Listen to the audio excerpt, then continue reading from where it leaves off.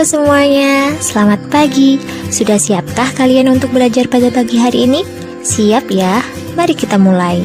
Assalamualaikum warahmatullahi wabarakatuh. Halo semua, apa kabar? Tidak terasa kita memasuki semester genap di tahun ajaran 2020-2021, yang mana kita masih belajar di rumah dan virus corona yang semakin meningkat. Dan Ibu harap itu tidak mengurangi semangat kalian dalam proses belajar. Adapun materi bahasa Indonesia untuk hari ini adalah tentang puisi rakyat. Pada bagian ini, kita akan mencoba untuk mengenal dan memahami puisi rakyat. Kompetensi dasar mengenal dan memahami puisi rakyat yaitu 3.9, mengidentifikasi informasi yang berupa pesan, rima, dan pilihan kata dari puisi rakyat seperti pantun, syair, dan bentuk puisi rakyat setempat yang dibaca dan didengar.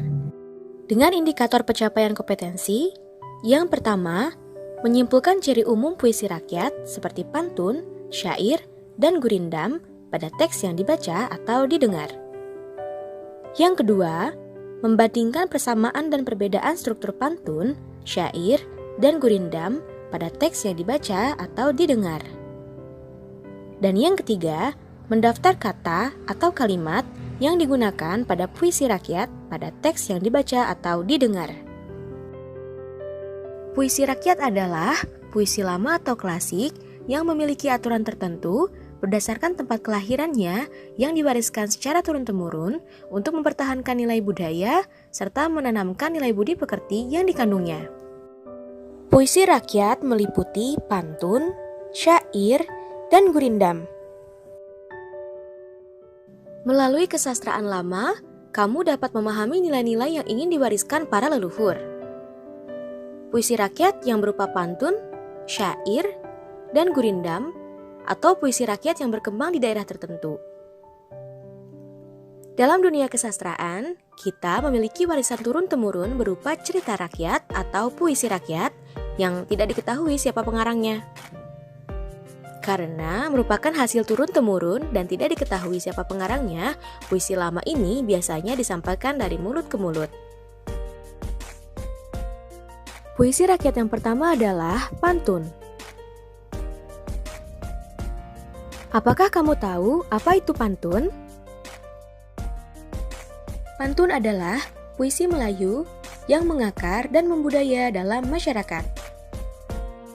Pantun dikenal dengan banyak nama di berbagai bahasa di Nusantara, seperti tonton yaitu bahasa Tagalog, tuntun yaitu bahasa Jawa, pantun yaitu bahasa Toba, yang memiliki arti kurang lebih sama, yaitu sesuatu ucapan yang teratur, atau arahan yang mendidik, atau bentuk kesantunan. Pantun tersebar hampir di seluruh Indonesia. Fungsi pantun di semua daerah seperti Melayu, Sunda, Jawa, atau daerah lainnya itu sama ya, yaitu untuk mendidik sambil menghibur. Melalui pantun, kita bisa menghibur orang dengan permainan bunyi bahasa, menyindir atau menegur bahwa sesuatu itu kurang baik secara tidak langsung, ataupun memberi nasihat. Ini bukan berarti orang tua kita tidak tegas kalau hendak mengatakan sesuatu, tetapi dapat dikatakan bahwa kita memiliki gaya tersendiri dalam mengungkapkan sesuatu. Melalui pantun, leluhur kita terkesan lebih santun untuk menegur atau menasihati orang secara tidak langsung, agar orang yang kita tuju tidak merasa malu atau dipojokkan. Adapun contoh-contoh pantun, yang pertama, air surut memungut bayam, sayur diisi ke dalam kantung. Jangan diikuti tabiat ayam, bertelur sebiji, riuh sekampung. Pembahasan pada pantun satu tersebut yaitu baris pertama dan kedua berupa sampiran, jadi tidak memiliki arti. Sedangkan baris ketiga dan keempat adalah isi dari pantun tersebut. Sampiran yaitu air surut memungut bayam, kemudian sayur diisi ke dalam kantung. Nah, untuk isinya, jangan diikuti tabiat ayam, maksudnya jangan meniru perilaku seperti ayam. Kemudian bertelur sebiji, riuh sekampung. artinya yang mengumbar kebaikan atau prestasi yang baru saja dilakukan. Jadi, pantun ini berisi nasihat ya. Jangan mengumbar kebaikan atau prestasi yang baru saja dilakukan untuk memperoleh pujian. Itulah contoh pantun 1. Pantun kedua. Baik bergalas, baik tidak. Buli-buli bertali benang. Baik berbalas, baik tidak. Asal budi sama dikenang. Pembahasan pada pantun tersebut yaitu baris pertama dan kedua yaitu berupa sampiran, jadi tidak memiliki arti. Sedangkan baris ketiga dan keempat adalah isi dari pantun tersebut. Sampirannya, baik bergalas, baik tidak. Buli-buli bertali benang. Dan isinya, baik berbalas, baik tidak. Maksudnya adalah perbuatan baik yang dibalas ataupun yang tidak dibalas. Asal budi sama dikenang. Artinya, setiap perbuatan baik pasti akan diingat. Jadi, semua perbuatan baik yang dibalas maupun tidak dibalas pasti akan diingat. Nah, ini juga merupakan bentuk nasihat ya. Dari kedua contoh pantun tersebut, kita sudah menemukan bahwa ciri-ciri pantun yaitu yang pertama, tiap bait terdiri atas 4 baris atau larik. Tiap baris terdiri atas 8 sampai 12 suku kata. Rima akhir setiap baris adalah ABAB.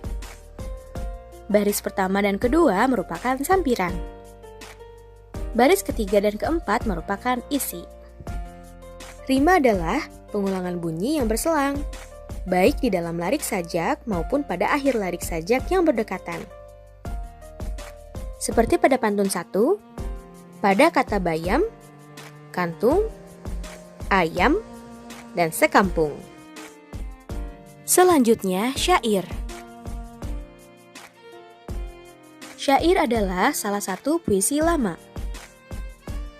Syair berasal dari Persia dan dibawa masuk ke Nusantara bersama dengan masuknya Islam ke Indonesia.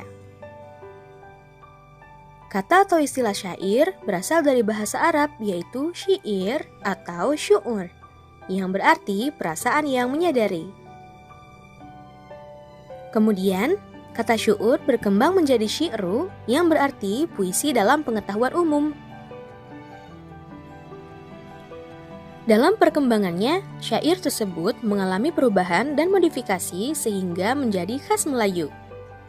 Tidak lagi mengacu pada tradisi sastra syair negeri Arab, penyair yang berperan besar dalam membentuk syair khas Melayu adalah Hamzah Fansuri dengan karyanya yaitu Syair Perahu, Syair Burung Pingai, Syair Dagang, dan Syair Sidang Fakir. Kita masuk ke contoh syair. Di sini ada syair yang berjudul Syair Perahu. Inilah gerangan suatu madah, mengarangkan syair terlalu indah. Membetuli jalan tempat berpindah, di sanalah iktikat diperbetuli sudah. Wahai muda, kenali dirimu, ialah perahu tamsil hidupmu. Tiadalah berapa lama hidupmu, ke akhirat jua kekal hidupmu. Hai muda arif budiman, hasilkan kemudi dengan pedoman. Alat perahumu jua kerjakan, itulah jalan membetuli insan. Perteguh jua alat perahumu, hasilkan bekal air dan kayu.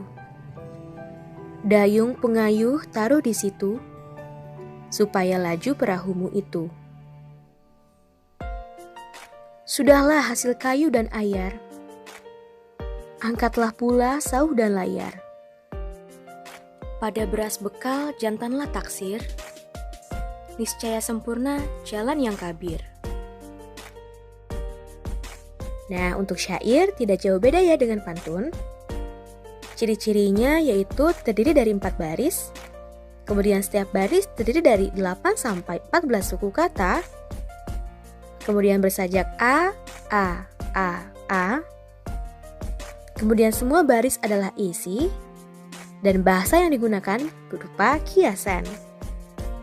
Kiasan adalah Kata yang artinya indah tetapi tidak menggambarkan makna yang sesungguhnya.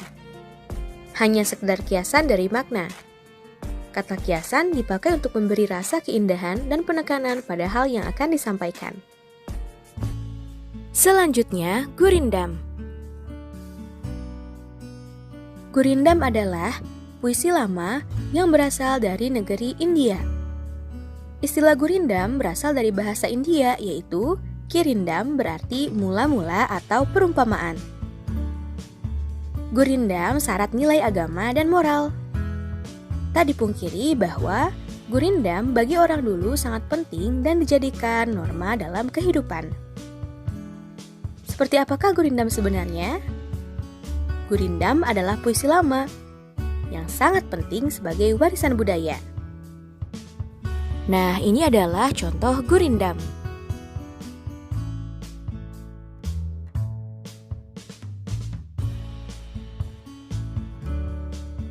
Ciri-ciri gurindam.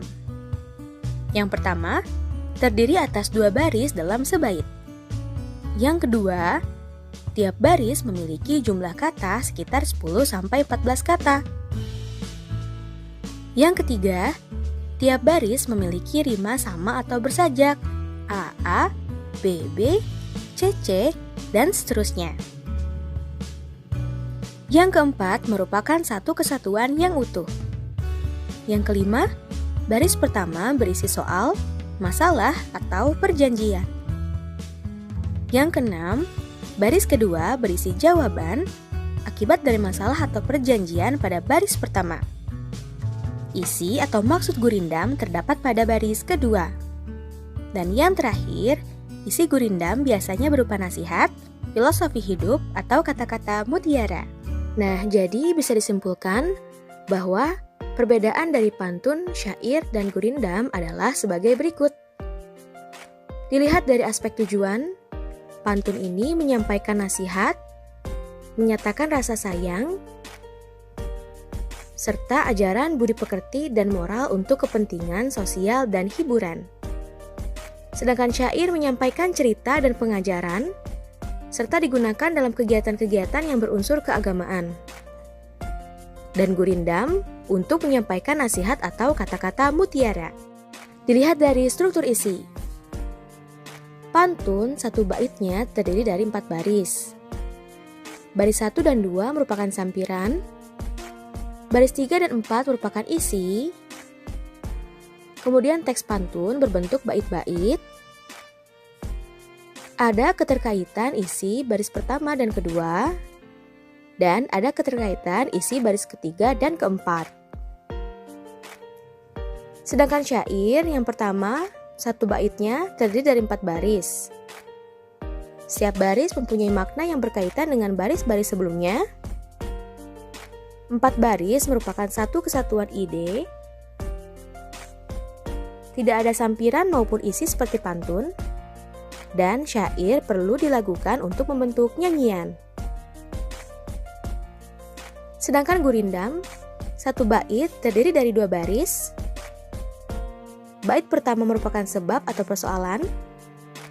Bait kedua merupakan akibat atau penyelesaian. Dan isi terletak di larik kedua. Dilihat dari ciri teks. Pantun bersajak ABAB. Terdiri dari 8-12 suku kata. Pilihan katanya padat, singkat, dan jelas. Sedangkan syair bersajak AAAA dan terdiri dari 8-12 suku kata. Sedangkan gurindam bersajak AA serta terdiri dari 10-14 suku kata. Kemudian dilihat dari ciri bahasanya. Pantun memiliki bahasa yang singkat, padat, dan jelas. Dan pantun juga mempunyai bahasa campuran. Sedangkan syair menggunakan bahasa kiasan dan bahasanya harus sama. Adapun persamaan antara pantun dan syair yaitu terdiri dari 4 baris dalam satu bait, kemudian terikat oleh rima, kemudian tiap baris terdiri dari 8-12 suku kata. Pantun dan syair adalah puisi lama.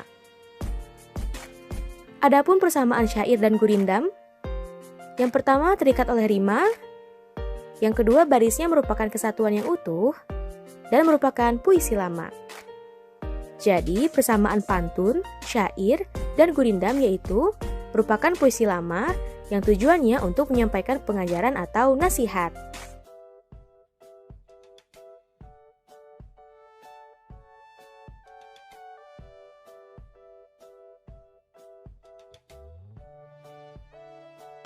Ibu ucapkan terima kasih atas perhatian dan kesungguhan kalian dalam proses belajar. Dan semoga ilmu yang kalian dapatkan menjadi ilmu yang bermanfaat. Sampai berjumpa di pelajaran Bahasa Indonesia berikutnya. Selalu jaga 3M. Terima kasih. Assalamualaikum warahmatullahi wabarakatuh.